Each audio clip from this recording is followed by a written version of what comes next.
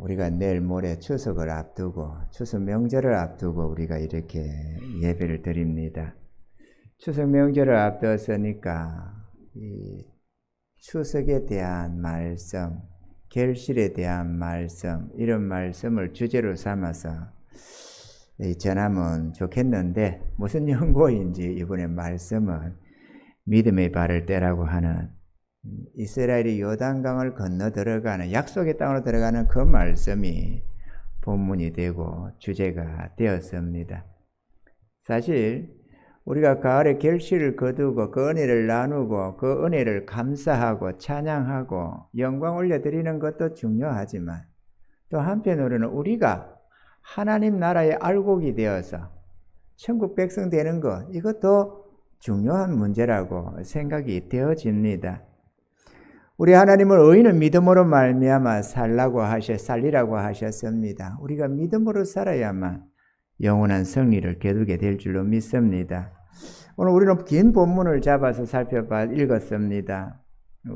대체로 우리가 많은 경우에 짧은 본문 한 절을 두고 설교를 하는 경우가 많이 있는 것을 봅니다만은, 그렇게 한 절의 말씀을 가지고 그렇게 주제로 전하기보다는 저는 될 수 있으면 본문을 좀 길게 잡는 편입니다. 내용이 있는, 그리고 하나님이 우리에게 하시는 그 말씀을 그대로 전해드리기를 원해서 본문에 입각하여서 말씀을 전하려고 애를 씁니다.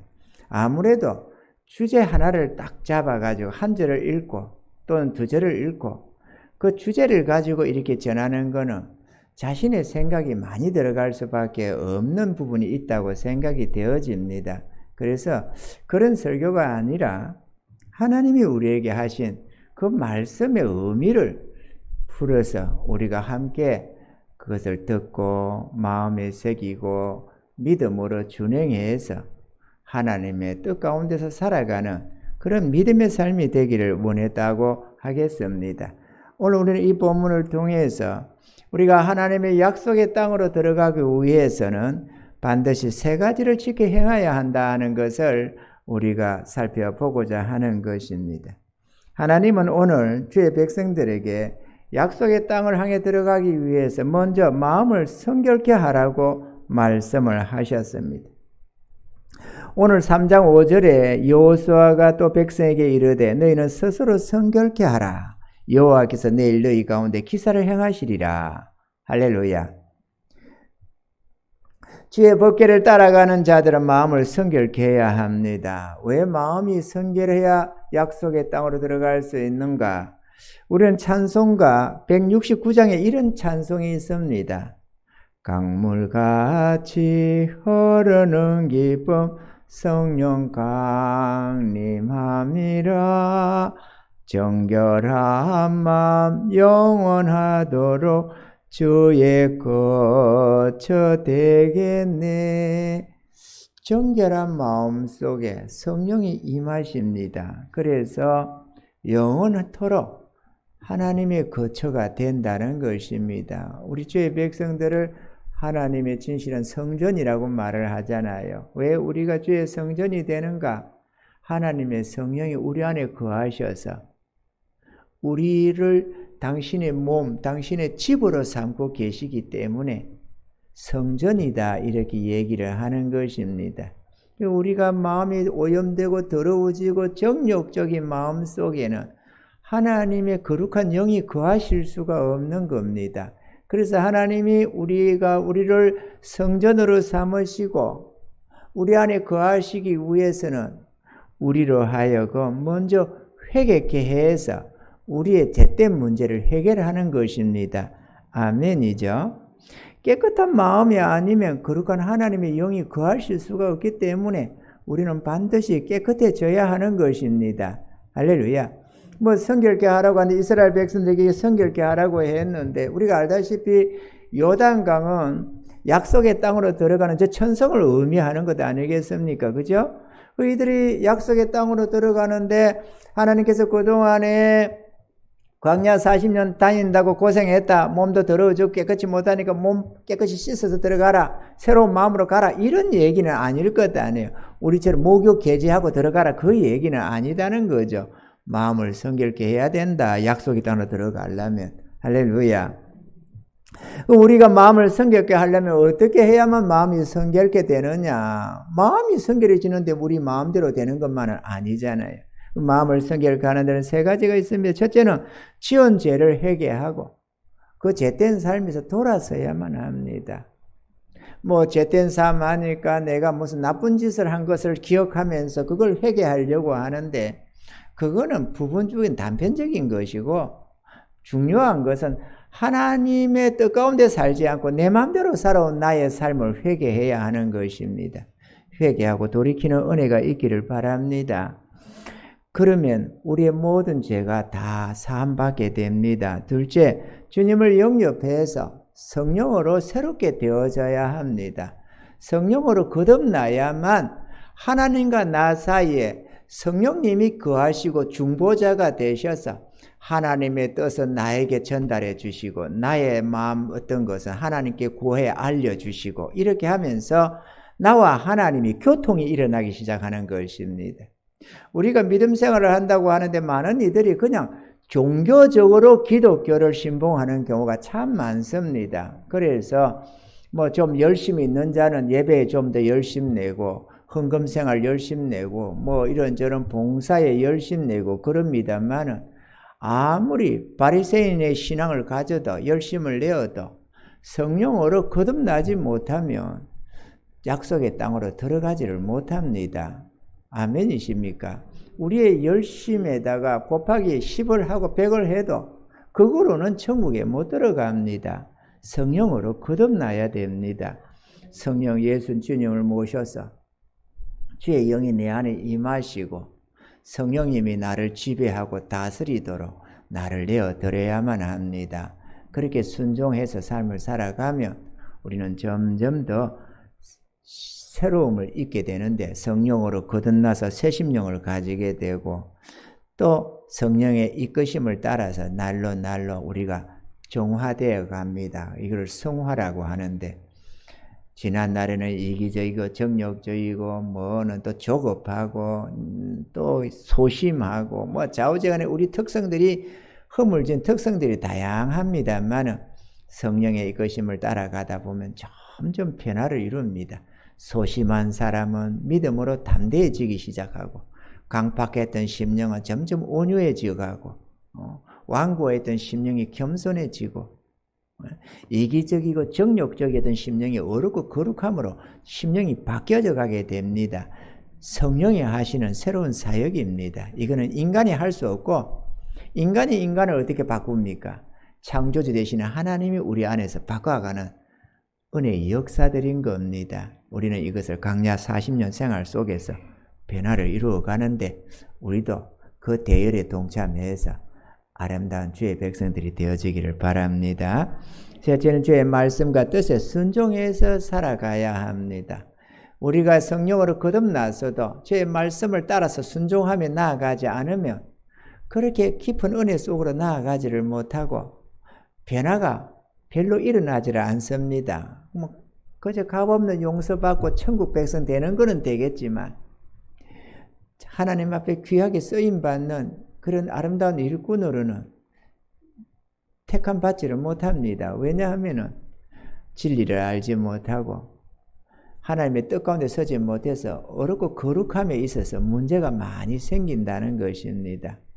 예수 믿어 구원받고 회개하고 돌이켜서 주의 백성이 됐다면 천국은 들어가겠지만 그러나 성령님이 쓰시기에 합당한 도구가 제대로 되지 못해서 끊임없이 내 생각대로 자꾸 이렇게 가려고 주님을 자꾸 뒤로 밀어내는 바람에 또는 주의 뜻을 성령이 주시는 그 음성과 그 뜻을 내가 자꾸 거절하는 바람에 하나님이 깊이 내 삶에 개입하지 못하게 되고 하나님의 능력 속에 내가 거하지 못해서 그렇게 대단한 성화를 이루어갈 수가 없고 하나님의 귀하게 쓰임받기가 좀 어렵습니다.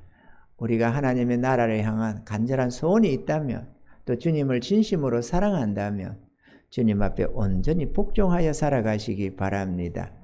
내 생각, 내 어떤 관점, 내 뜻, 내 기분 이런 것들을 주장하지 말고 나는 그래서 이게 이랬는데요 저랬는데요 하지 말고 아멘 주여 나는 주의 백성입니다. 주님 뜻대로 쓰시옵소서. 내가 순종하며 따르리이다. 이렇게 언제나 주님과 동행해가는 복된 삶이 되기를 바랍니다. 그리하면 누구나 정결한 마음을 얻게 되고 요단강을 건너갈 수가 있게 되는 것입니다. 요즘에 예수 십자가의 은혜만 믿으면 천국 간다는 말들을 많이 합니다만은 그러나 회개가 없고 주님이 없는 정욕적인 마음으로는 주의 뜻을 따를 수도 없고 천국에 들어갈 수도 없다는 사실을 우리는 알아야 합니다. 로마서 8장 5절로 8절에 보면은 육신을 쫓는 자는 육신의 일을, 영을 쫓는 자는 영의 일을 생각하나니 육신의 생각은 사망이요 영의 생각은 생명과 평안이니라. 육신의 생각은 하나님과 원수가 되나니 이는 하나님의 법에 굴복지 아니할 뿐 아니라 할 수도 없음이라. 육신에 있는 자들은 하나님을 기쁘시게 할 수 없느니라. 우리가 성령으로 거듭나야 되는 이유가 바로 여기에 있습니다. 믿음으로 살아야 하나님을 기쁘시게 한다고도 주님이 말씀을 하셨습니다. 할렐루야. 둘째로 약속의 땅으로 들어가는 데 있어서는 하나님의 언약궤는 반드시 메고 가야 한다 하는 것입니다. 오늘 3장 6절에 여호수아가 또 제사장들에게 일러 가로되 언약궤를 메고 백성 앞서 건너라 하며 곧 언약궤를 메고 백성 앞서 나아가니라. 이건 다 무슨 이스라엘 백성들이 약속의 땅 요단강을 건너가는 내용을 지금 말씀하고 있는데요. 이건 다름 아니라 우리가 저 천성을 향해 들어가는 것을 지금 비유로 말씀하고 있는 것입니다. 그때 그 시대는 그렇게 갔고 그것은 우리에게 예고편과 같아서 우리가 어떻게 살아야만 약속의 땅을 들어가는가 하는 것을 보여주는 내용이기 때문에 이들이 가는 그 길은 또 우리가 가야 하는 길이기도 하다라는 것입니다. 아멘이죠. 지금까지 창세 이리로 믿음으로 저 약속의 땅으로 들어간 모든 자들은 바로 그 길을 걸었습니다. 저도 그 길을 걸어가고 있고 여러분도 그 길을 따라서 함께 할 수 있기를 바랍니다. 제가 이렇게 말하다 보면은 마치 우리 성도들은 아무도 그 길을 안 가고 있는 사람처럼 뭐 변화를 이루지 못한 사람처럼 이렇게 표현될 수도 있는데요. 야 이거 나를 무시했나 나는 믿음이 있는데 이러지 말고 이 나아가는 분들은 당연한 것이고 그 길을 가고 있으니까 말할 필요가 없고 아직 거기에 미치지 못한 분들은 깨닫고 들으라고 하는 말이니까 절대로 여기 아름다운 믿음의 소유들이 더러더러 있거든. 잘 압니다. 또 연약한 이들도 있고 뭐 믿음이 다 장성만 합니까? 약한 자도 있고 장성한 자도 있고 그게 교회 안에 있는 모습이니까 말이죠. 뭐 다 말해 목사님 자기만 옳다고 하고 남들은 다 틀리다고 하나보다 그렇게 오해하지 마시기 바랍니다. 한 분이라도 이러면 안 되잖아요. 그런 분들 또 이제 또 나오는 이들 하나님의 참된 은혜를 잘 모르는 이들을 향해서 집중적으로 주일날에는 특히나 주일 낮 예배는 그쪽을 전합니다. 뭐 초신앙 취급한다고 기분 나빠하지 마시고 주일 저녁 예배에 나오시기 바랍니다. 그때는 초신앙을 대하는 모습이 아니고 좀 믿음이 깊이 있는 분들을 향한 말씀들이 주로 나가니까 말이죠. 그래서 이거는 주일 저녁 예배 안 노는 분들은 제가 어린 신앙으로 취급을 자꾸 하려고 그럽니다. 기분 나쁘겠지만은 주일 저녁 예배도 못 노는데 뭐 믿음이 대단하면 뭐 얼마나 대단하겠어요? 제가 그렇게 취급을 해버립니다. 그러니까 언짢다고 속상하다고 하지 말고 주일 저녁에 놓으세요, 여러분. 믿음이 진짜 된다면은 안 그러겠어요? 기본으로 그냥 주일 낮 예배 한번 딱 드리고 끝내려고 하니까 내가 막 그분 믿으면 당신들의 생각이야만 나는 권사인데 장로인데 뭐 뭔 소리를 할지라도 저는 초보인가 보다 이렇게 대체로 그냥 그렇게 취급을 해버리니까 오늘 이 시간에 제가 여러분들이 그를 잘 들으시고 기분 나쁘다 안 되겠다 저녁 예배 나가자 이래가지고 나오시기 바랍니다. 그래가지고 함께 믿음의 말씀도 듣고 함께 저를 섬기고 하나님의 나라를 위해서 충성하고 그래도 함께 주님 부를 때 천국 가서 승리의 멜류관도 쓰고 이래야 되지 않겠어요? 목사님 맨날 전도 설교만 하더라. 뭐 그런 소리 하지 마시고 전도 설교만 안 합니다.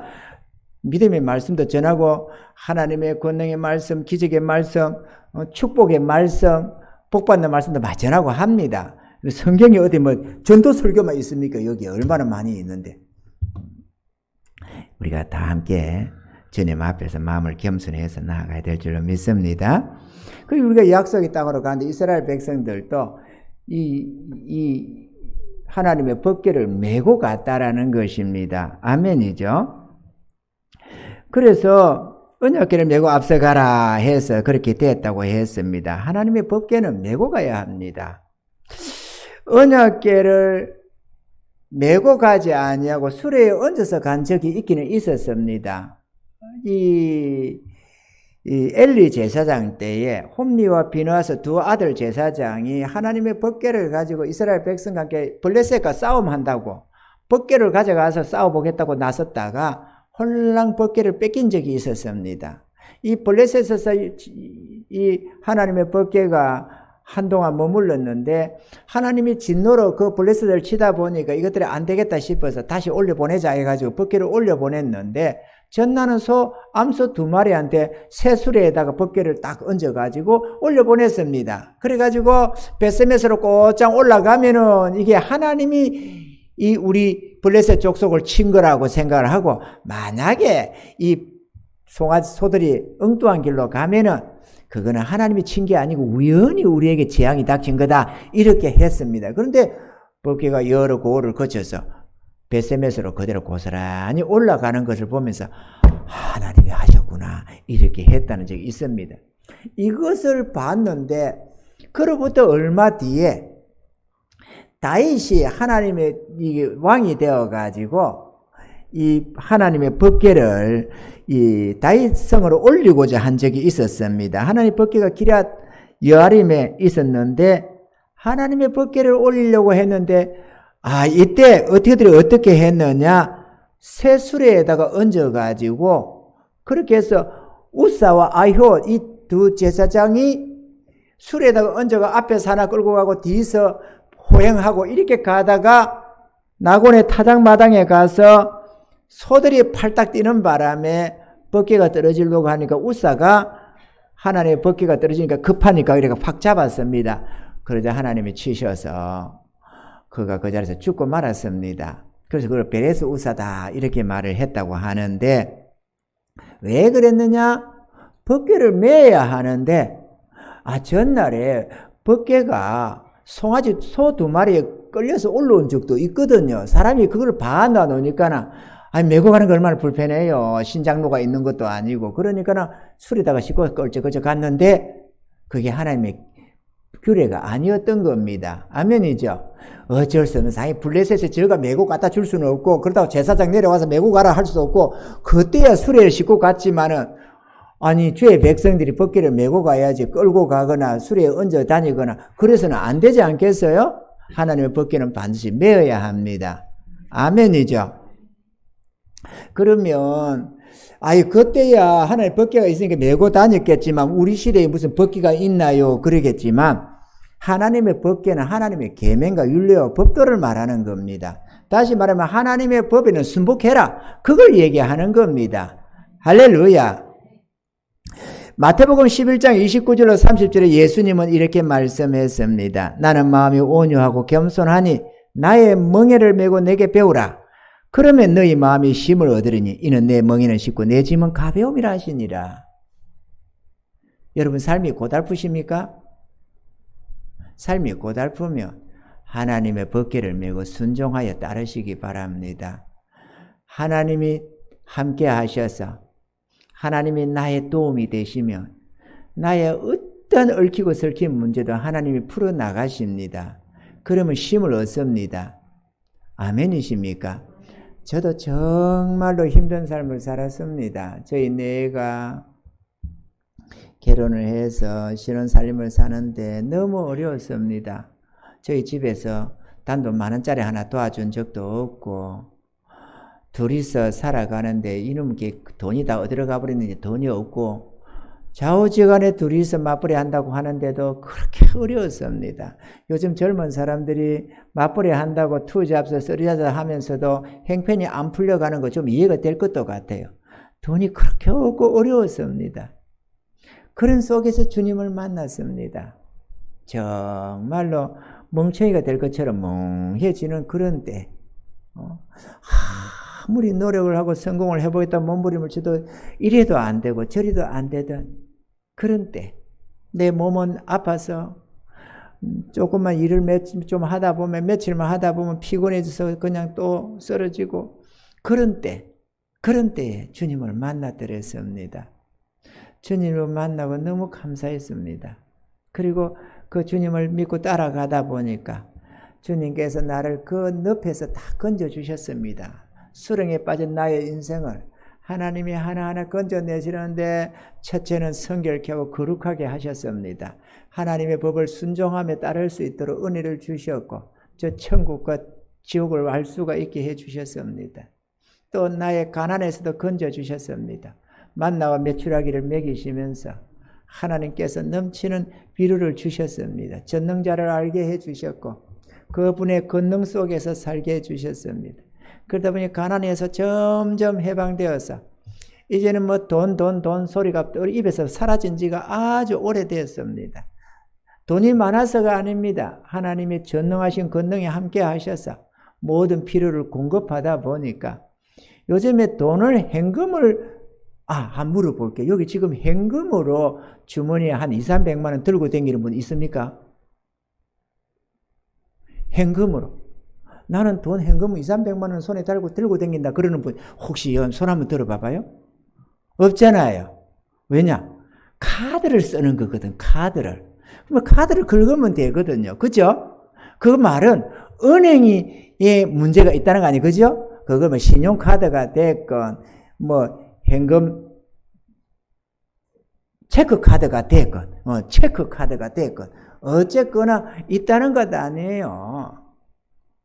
그러니까 문제가 없지. 체크카드, 저도 체크카드가 하나 있기는 합니다만은 어쨌거나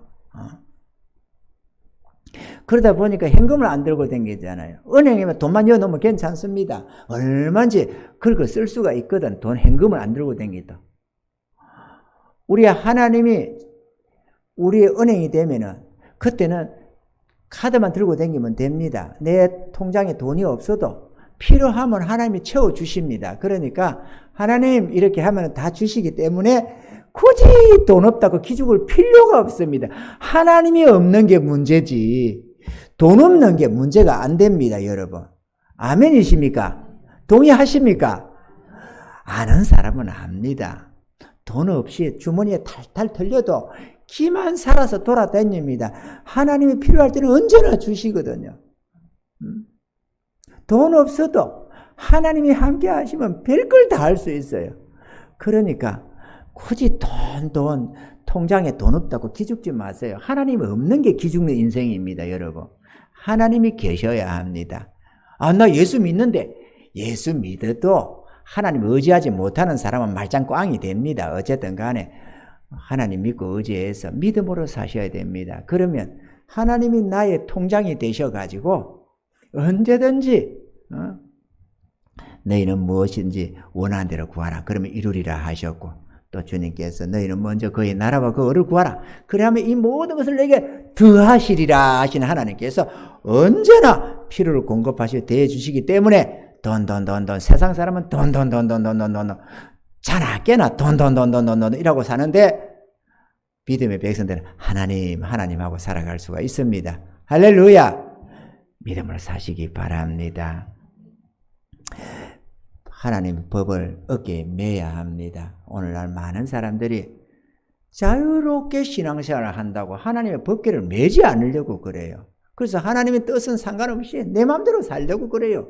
그러면서 예수 믿는데요. 뻗쩍뻗쩍 예수를 믿는데요. 예수를 믿으면 주님께서는 자기를 따르는 무리를 뒤돌아보면서 누구든지 나를 따르려거든 자기 십자가를 지고 나를 쫓을 것이니라 그랬는데 엄마 자어제 아이고 그건 옛날 말이고 우리는 싫어요. 자유롭게 예수 믿을 거예요. 이러면서 하나님의 법궤를 안 메고 자꾸 가려고 하는데 그게 잘못됐다고 그죠. 그러고는 법궤를 매지 않으면 요단강 못 건너갑니다, 여러분. 아멘이십니까? 우리가 요단강 건너서 천국 가려고 예수 믿는 것도 아니에요. 뭐 여기 문화생활 하겠다고 교회 나오는 사람 있습니까? 그럼 좀 돌이켜야 됩니다. 문화생활 하기 위해서 예수 믿는 거 그거 문화생활을 위해서 자기 생명을 걸 수가 없습니다. 내가 죄인됨을 알고 지옥의 형벌이 있다는 걸 아는 자들, 천국이 준비되어 있다는 걸 믿는 자들이 자신을 주님께 의탁하고 남은 생애를 주님을 따라가는 겁니다. 그들이 법궤를 매는 겁니다. 아멘이죠. 그래서 회개한 자가 하나님의 법궤를 메고 나아갈 수가 있습니다. 그러므로 우리가 하나님의 법궤를 메야 될 줄로 믿습니다. 마지막 세 번째로 믿음의 발을 떼야 합니다. 하나님의 법궤를 메었으면 그 다음에는 믿음으로 발을 떼고 나아가야 한다라는 겁니다. 우리 육신에 보이는 대로 행하는 게 아니고 느끼는 대로 생각하고 가는 게 아니고 약속의 말씀을 믿음으로 붙들고 발을 떼 나가는 것이 믿음의 삶이라는 것입니다. 아멘이죠. 오늘 여호수아 3장 8절에 너는 언약궤를 맨 제사장들에게 명하여 이르기를 너희가 요단 물가에 이르거든 요단에 들어서라 하라. 13절에 보면 온 땅의 주 여호와의 궤를 맨 제사장들의 발바닥에 요단물을 밟고 멈추면 요단물 곧 위에서부터 흘러내리던 물이 끊어지고 쌓여서리라 이랬습니다. 하나님의 말씀을 믿는 자마다 순종의 발을 뗄 수가 있습니다. 하나님을 믿고 그 약속하신 말씀을 믿어야만 그 요단강에 발을 밟을 수가 있습니다. 물이 넘치는 철철 넘쳐 흐르는 그 엄청난 물살에 발을 딱 내디딛는 것은 잘못하면 자살 행위가 될 수가 얼마든지 있거든요. 그렇지만 하나님의 약속을 믿으니까 믿음을 따라서 약속의 이 요단강이 갈라질 것을 믿고 발을 한 발 떡 떼니까 들어서니까 흘러내리던 그 엄청난 물이 딱 멈추면서 저 위에 사르단 뱀방에 쌓여서고 흐르던 물은 쫙 흘러가고 완전히 요단강이 갈라졌다는 사실입니다. 그래서 약속의 땅을 들어갈 수가 있었던 거죠. 우리는 이와 같이 약속의 땅을 들어가야 됩니다. 이 요단강이 의미하는 바는 죽음의 강입니다. 요단강이 죽음의 강은 아닙니다. 그러나 오늘 또 여기에 보면 사해로 흐르는 강이 끊어졌다고 기록이 되고 있죠. 염해. 16절에 곧 위에서부터 흘러내리던 물이 거쳐 심히 멀리 사르단에 가까운 아담읍 변방에 일어나 쌓이고 아라바의 바다 염해로 향하여 흘러가는 물은 온전히 끊어짐에 백성이 여리고 앞으로 바로 건널세. 염해로 흘렀다. 이 염해 바다가 다름 아니라 사해 바다거든요. 아무것도 살 수 없는 죽음의 바다, 사해 바다. 그거는 우리가 누구든지 죽음을 건너서 천국에 들어간다는 것을 말하는 것인데 우리가 모두가 멸망할 수밖에 없는 존재들이지만 하나님의 우리가 거룩하게 성결케 하고 하나님의 법궤를 메고 믿음으로 발을 떼면 요단강이 갈라지고 우리가 천성을 향해서 생명의 나라로 들어가게 된다 하는 것을 보여주는 내용이 바로 이 사건인 것입니다. 할렐루야. 그 우리가 찬송가 누가 돌아가시면 요단강 건너가 만나리 그렇게 며칠 후 노래를 부르잖아요. 요즘에는 그걸 장례식 곡으로 부르다 보니까 교회에서 잘 안 불러요. 근데 사실은 그거 교회에서 부르는 노래입니다. 사실은. 근데 장례곡으로 지정을 해놔버려 가지고 좀 교회에서 부르면 껄끄러워하는 것 같아서 잘 안 부르는데 이 사실은 우리가 즐겨 불러야 할 찬양 중에 하나가 바로 그겁니다. 그죠? 우리가 며칠 후에 갈 거잖아요. 그러니까 우리가 찬양을 해야지. 며칠 후 즐겁게 울면서 며칠 후 이게 아니고 기쁨으로 며칠 후 요단강 건너가 만나리 이래야 되잖아요. 우리의 특권인데 세상 사람은 아이고 이러지만 우리는 그게 아니지. 며칠 후 만날 거니까 먼저 간 사람은 거기 있고 우리는 곧 따라가고 우리가 얼마나 소망하는데 그걸 안 부르면 되겠어요? 근데 희한하게 그걸 장례곡 해가 딱 지정을 해놔가지고 사람들이 그걸 부르면 죽으라는 말인가 이래 별로 안 좋아합니다만 죽어야 갑니다. 우리가 물론 휴거대 갈 수도 있지만 그거는 마지막까지 가는 사람들이 말이고 대체로 우리는 다 죽어야만 갑니다. 주님 오실 날이 가까웠지만은 우리 자식들 세대는 아마 휴거대 갈 수 있으리라 저는 생각합니다만은 우리 대는 다 죽어야 갑니다. 내일 모레 올 주님은 아니거든요. 앞으로 그래도 조금은 더 남았다고 나는 봅니다. 할렐루야. 그러니까 여러분 이 요단강을 건너가는데 믿음의 발을 떼야만 건너갑니다. 아멘이죠? 불신자들 아무도 못 넘어갑니다. 그 요단강을, 죽음의 강을 어떻게 건너가서 이기고 넘어가겠습니까? 요단강이 갈라지는 법은 없습니다. 믿음으로 하나님의 법궤를 메고 마음을 성결케 하고 하나님의 법궤를 메고 믿음으로 걷는 자만 약속의 땅을 들어갈 수가 있기 때문에 그래요. 그 우리가 그리 가야 되겠죠? 할렐루야. 근데 이게 이런 참 믿음은 아무나 가지기가 쉽지가 않습니다. 왜냐하면 자기가 죄인됨을 고백하고 회개하고 돌이켜서 주님을 주님으로 인정하고 그분의 권세 앞에 순복해서 하나님의 법에 순종하고 주의 약속을 믿음으로 붙들고 나아가는 자야만 이 약속의 땅을 향해 들어가게 되는데 대체로 많은 이들이 주님의 주권을 인정하기가 쉽지가 않고 그분을 순종하는 것이 쉽지가 않아서 자꾸 내 생각대로 살고 싶은 마음에 주님의 뜻을 거역하고 거스리고 불순종하고 이게 교회 안에 팽배합니다. 그러다 보니까 참된 믿음이 그만큼 희박한 시대가 바로 이 시대입니다. 그러나 저와 여러분들은 참 믿음을 소유하시기 바랍니다. 쉬운 길, 편한 길, 넓은 문, 넓은 길 찾지 말고 비록 좁을지라도 좁은 문으로 들어서서 주님 순종하며 나아가는 그런 복된 삶이 되기를 주님이 축원합니다.